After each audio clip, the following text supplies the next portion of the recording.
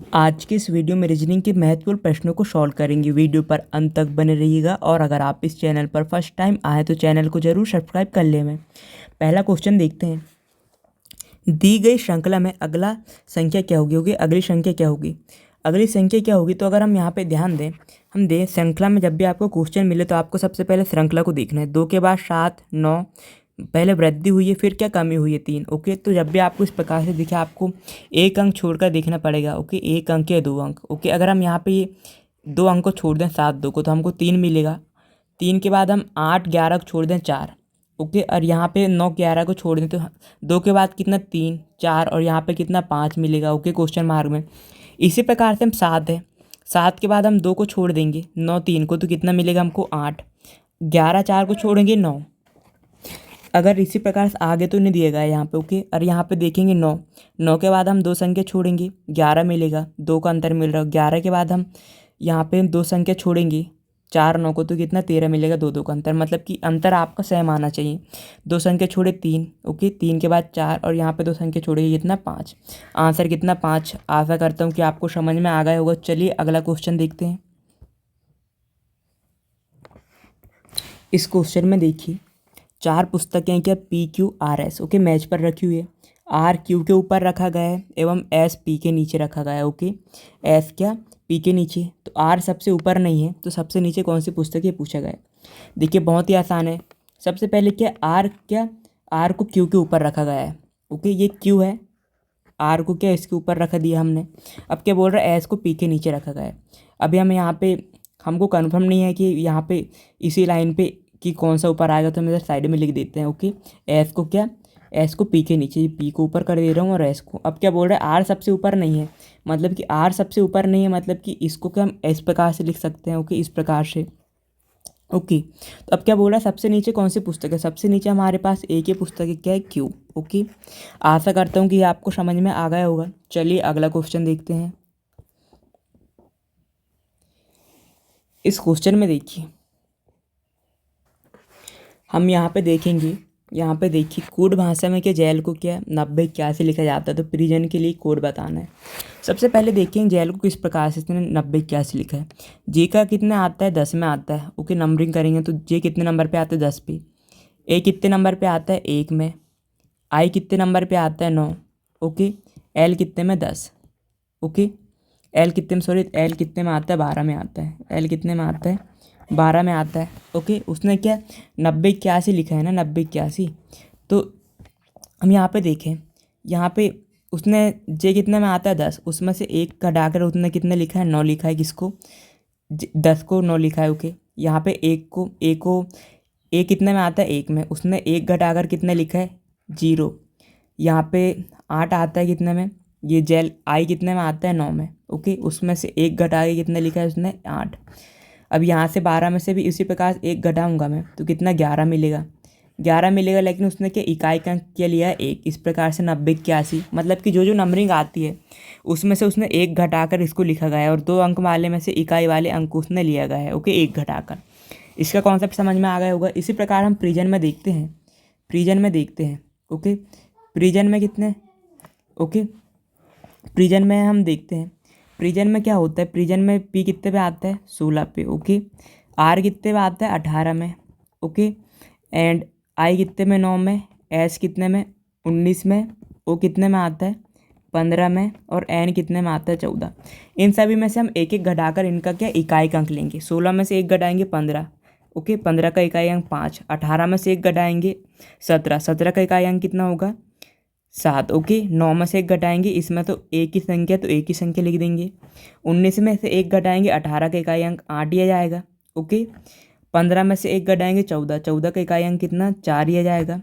14 से एक घटाएंगे, 13। 13 में से इकाई अंक 3 आ जाएगा। ओके, 57, 88, 43, ये आ जाएगा हमारा कौन सा, ये वाला जाएगा।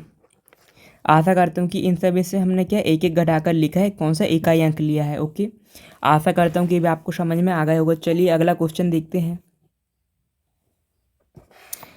इस क्वेश्चन में देखिए कागज को मोड़कर छेदने पर खोलने के बाद कैसे दिखाई देगा। सबसे पहले कागज के एक ऐसी कागज़ दी गई है, उसको हमने क्या ऐसा मोड़ लिया आड़ा, ओके। सीधी कागज़ को हमने इस डायरेक्शन में मोड़ा, ओके। उसके बाद हमने ऐसा मोड़ा उसको, ओके। तो कैसा हो गया वो कागज़, इस प्रकार से हो गया, ओके। इस प्रकार से हो गया, यहाँ तक कोई दिक्कत नहीं।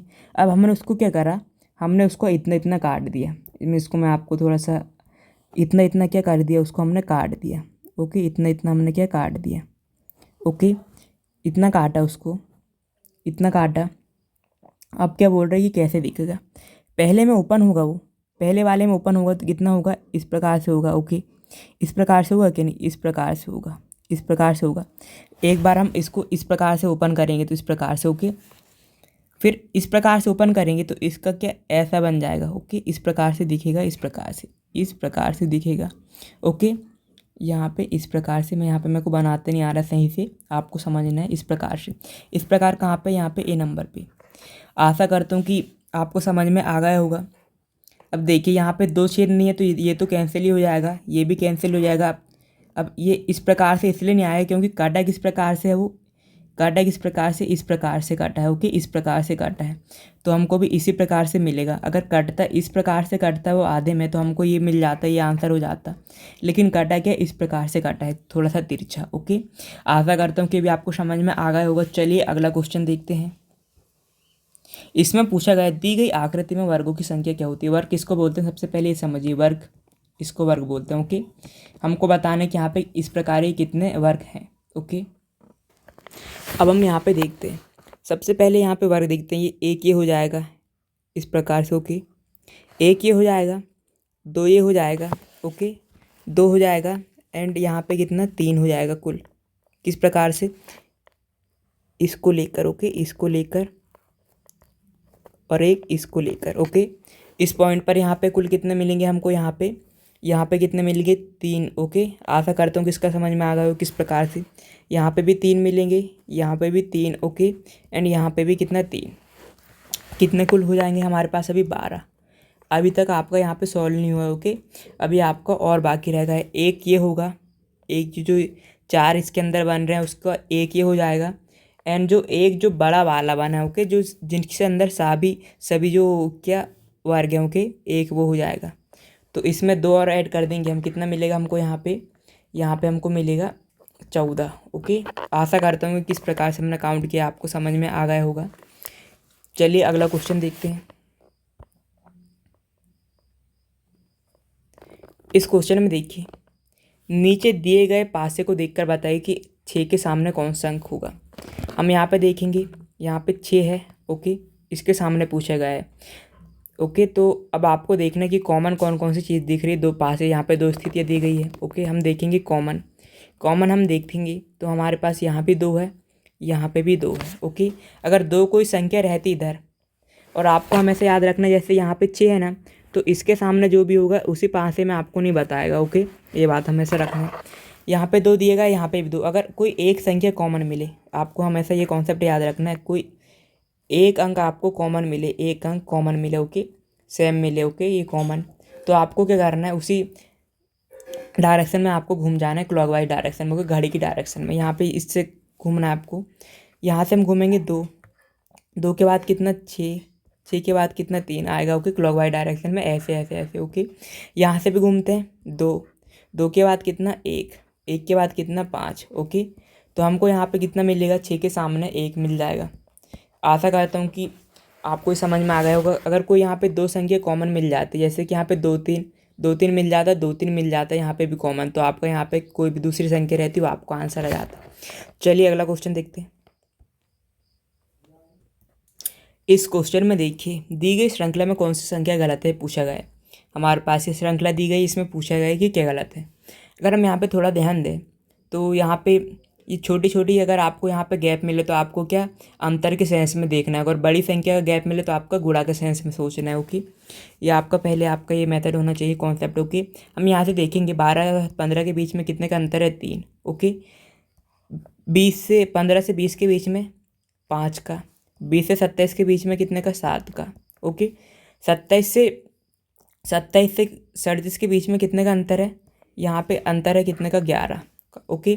लेकिन अगर हम यहाँ पे देखें तो यहाँ से 3 के बाद 2 बड़ा है, यहाँ पे भी 2 बढ़ा है, यहाँ पे भी अगर 2 बढ़ता तो कितना होता है, यहाँ पे कितना होता, 11 11 होता। तो 11 होता, तो अगर हम यहाँ पे 27 में, अगर हम यहाँ पे 27 है ना, 27 में अगर हम 11 जोड़ते तो कितना मिलता हमको, यहाँ पे हमको कितना मिलता है, यहाँ पे हमको मिलता है 36 मिलता है, सॉरी यहाँ पे 7 के बाद हम यहाँ पे 9 जोड़ना है ना, क्योंकि 9 का अंतर हुआ है, यहाँ पे 2 का अंतर हुआ है। तो अगर हम 9 जोड़ते, यहाँ पे 27 में 9 जोड़ते, ओके 27 में 9 जोड़ते हम, तो कितना मिलता हमको, 36 मिलता। ओके, यहाँ पे 36 मिलता।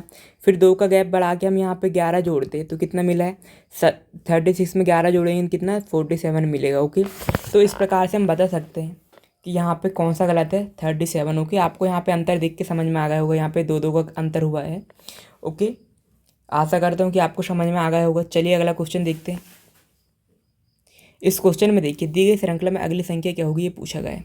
1 2 2 4 8। ओके, यहाँ पे क्वेश्चन मार्क है, यहाँ पे बताना क्या आएगा। अगर हम यहाँ पे ध्यान दें तो 1 का गुणा 2 से करेंगे 2 मिलेगा, 2 का गुणा 2 से करेंगे 4 मिलेगा। ओके, 4 का गुणा 8 से करेंगे तो हमको पता चल जाएगा कितना मिलेगा, 32। ओके, ये बहुत ही आसान है, इसका कॉन्सेप्ट आपको समझ में आ गया होगा। ये इसकी संख्या इससे कर दी, इसका इससे, इसका इससे। ओके, आगे वाली संख्या का पीछे वाले से गुणा कर दिया, हमको आंसर मिल गया। आशा करता हूँ कि इसका कॉन्सेप्ट आपको समझ में आ गया होगा। चलिए अगला क्वेश्चन देखते हैं। इस क्वेश्चन में देखते हैं क्या हो रहा है। दिए गए विकल्पों में से लुप्त संख्या याद करना बोल रहे हैं। हम यहाँ पे देखेंगे किस प्रकार से हमने, जब भी आपको बड़ी संख्या मिले जिस डायरेक्शन में, ओके, उसी डायरेक्शन में आपको सॉल्व करना है क्वेश्चन। हम देखेंगे इन तीनों को कुछ करने के बाद हमको यहाँ पे संख्या प्राप्त हुई है। हम देखेंगे किस प्रकार से यहाँ पे ये आया है। अगर हम यहाँ पे 87, ये ऊपर 2 संख्या उसका हम गुणा कर दें और ये वाली संख्या को जोड़ दें, 87 56 और कितना 4, कितना होगा 60। ओके, हम क्या कर रहे हैं, जो पहले की ऊपर संख्या है, ऊपर की 2 संख्या उसको हम क्या गुणा कर रहे हैं और नीचे वाली संख्या को क्या जोड़ दे रहे हैं, कितना मिल रहा है 60। इसी प्रकार यहाँ पे 9 है, 9 का गुणा कर देंगे, कितना मिलेगा 81। तीसरी संख्या को जोड़ देंगे, कितना मिलेगा 90। यहाँ पे हम ऐसा क्या कर रहे हैं कि विकल्प में हम देखेंगे कि ऐसी कौन सी संख्या रख के गुणा करें और उसमें 6 जोड़ेंगे 70 हो जाए। विकल्प में हम 8 9 72, 72 में 6 जोड़ेंगे कितना, ये नहीं होगा 70। यहाँ पे अगर 8 रख दें हम, 8 8 कितना 64, 64 में 6 जोड़ेंगे 70 हो जाएगा। ओके, यहाँ पे क्वेश्चन मार्क में क्या आ जाएगा, 8। आशा करता हूँ कि भी आपको समझ में आ गया होगा। चलिए अगला क्वेश्चन देखते हैं। इस क्वेश्चन में देखिए, दिए गए विकल्पों में से संबंधित संख्या को चुनिए बोल रहा है। यहाँ पे इसका संबंध इससे, इसका संबंध हमको बताना है।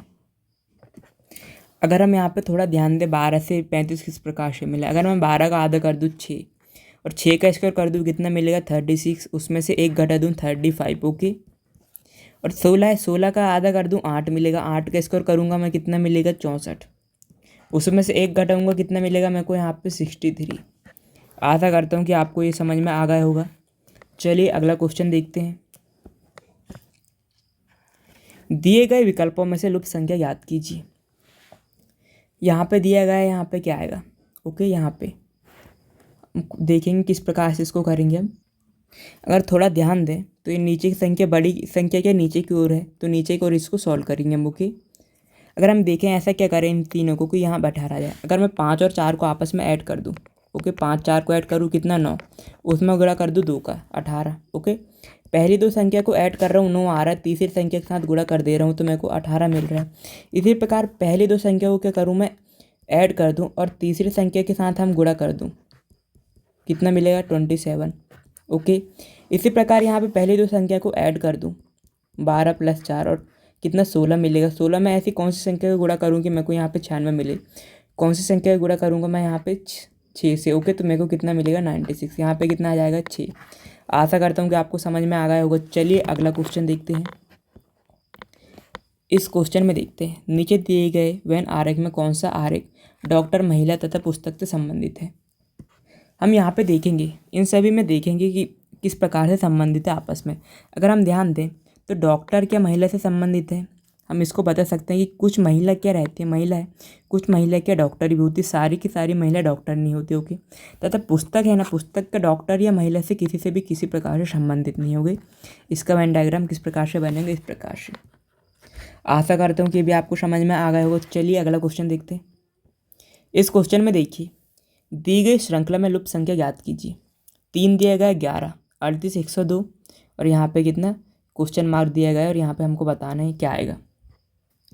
जब भी आपको इस प्रकार से दिखे तो आपको क्या करना है, इसको श्रृंखला को ध्यान से देखना। 3 के बाद 11, ओके, बड़ा है, वृद्धि हुई है, कितने की वृद्धि हुई है, 8 की वृद्धि हुई है। 8 के बाद 38, 8 के बाद 38 कितने की वृद्धि हुई है, 8 के बाद 38 में कितने की 27 की वृद्धि हुई है। 38 के बाद 102 हम देखें तो यहाँ पे कितने की वृद्धि हुई है, यहाँ पे होगी 64 की। आगे हमको बताना है, क्वेश्चन मार्क है, यहाँ पे क्या आएगा, ओके। अगर हम यहाँ पे ध्यान दें, 8 कितना 2 का क्यूब है, 27 कितना 3 का क्यूब है, 64 कितना 4 का क्यूब है। क्वेश्चन मार्क में हम देखेंगे 5 का क्यूब आएगा, क्यों, क्योंकि क्रम से बढ़ रहा है एक के बाद एक के बाद, ओके। 5 का क्यूब क्या होता है, 5 का क्यूब क्या होता है 125। 125 का ये अंतर है, ये अंतर लिखा है हमने यहाँ पे इसका। 125 में 102 को हम जोड़ेंगे, कितना मिलेगा हमको मिलेगा 200, 200 कितना 227, ओके। 227 मिला ना, यहाँ पे कितना 227 आ जाएगा क्वेश्चन मार्क में। हम आगे का भी चेक करते हैं, आगे कितने का अंतर होगा, 6 का क्यूब। 6 का क्यूब कितना होता है 216। 216 को हम यहाँ पे इसमें जोड़ेंगे, यहाँ पे जोड़ेंगे तो 227 में तो हमको कितना मिलेगा 443, ओके। यहाँ पे कितना आएगा, यहाँ पे आएगा 227। आशा करता हूँ कि आपको समझ में आ गया होगा। चलिए अगला क्वेश्चन देखते हैं। इस क्वेश्चन में देखते हैं, दी गई श्रृंखला में कौन सी संख्या गलत है पूछा गया है। 3 दिया गया, 3 के बाद 8, 23, 69, 203, 608, ओके।